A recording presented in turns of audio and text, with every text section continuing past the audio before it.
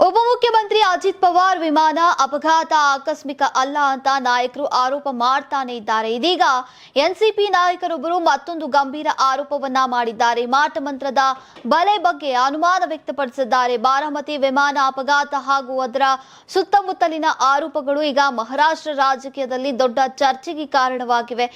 ರಾಷ್ಟ್ರೀಯತಾವಾದಿ ಕಾಂಗ್ರೆಸ್ ಪಕ್ಷದ ಪ್ರಮುಖ ನಾಯಕ ಉಪಮುಖ್ಯಮಂತ್ರಿ ಅಜಿತ್ ಪವಾರ್ ಬಾರಾಮತಿಯಲ್ಲಿ ನಡೆದಂತಹ ವಿಮಾನ ಅಪಘಾತದಲ್ಲಿ ಮೃತಪಟ್ಟಿದ್ರು ಮತ್ತು ಅವರೊಂದಿಗಿದ್ದಂತಹ ಎಲ್ಲರೂ ಕೂಡ ಸಜೀವ ದಹನರಾಗಿದ್ರು.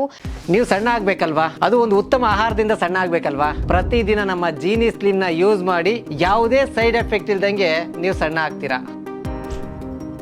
ಈ ದುರ್ಘಟನೆಯ ಕೆಲ ತಿಂಗಳುಗಳ ನಂತರ ಅವರ ಪಕ್ಷದ ನಾಯಕ ಅಮೋಲ್ ಮಿಟ್ಕರಿ ಹೊಸ ಆರೋಪವನ್ನ ಮುಂದಿಟ್ಟಿದ್ದಾರೆ. ಈಗ ಸಾವನ್ನಪ್ಪಿದ್ದಾಗಿನಿಂದ ಕೂಡ ಹಲವು ಆರೋಪಗಳು ಬರ್ತಾನೆ ಇವೆ. ಹಲವು ಹಿರಿಯ ನಾಯಕರು ಇದನ್ನ ಸಂಚು ಅಂತ ಕರೆದಿದ್ರು.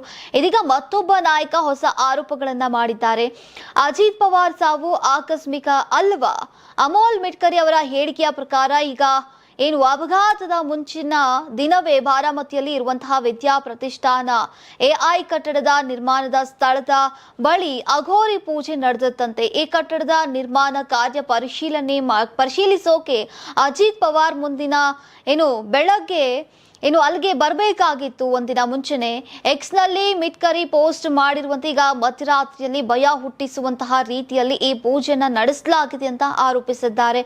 ಅಷ್ಟೇ ಅಲ್ಲ, ಮತ್ತೊಂದು ಪೋಸ್ಟ್ ನಲ್ಲಿ ಅವರು ಇನ್ನೂ ಒಂದು ಗಂಭೀರ ಆರೋಪವನ್ನ ಮಾಡಿದ್ದಾರೆ. ಸ್ಥಳೀಯರ ಹೇಳಿಕೆಯನ್ನ ಉಲ್ಲೇಖಿಸ್ತಾ ಬಾರಾಮತಿಯ ಕಟ್ಲಪಟ್ಟ ಕಾಟೇವಾಡಿ ಪ್ರದೇಶದಲ್ಲಿರುವಂತಹ ಅಜಿತ್ ಪವಾರ್ ಅವರ ಬಂಗಲೆಯ ಮುಂದೆ ಕೂಡ ವಿಚಿತ್ರ ಮತ್ತು ಭಯಾನಕ ಘಟನೆ ನಡೆದಿದೆ ಅಂತ ಹೇಳಿದ್ರು.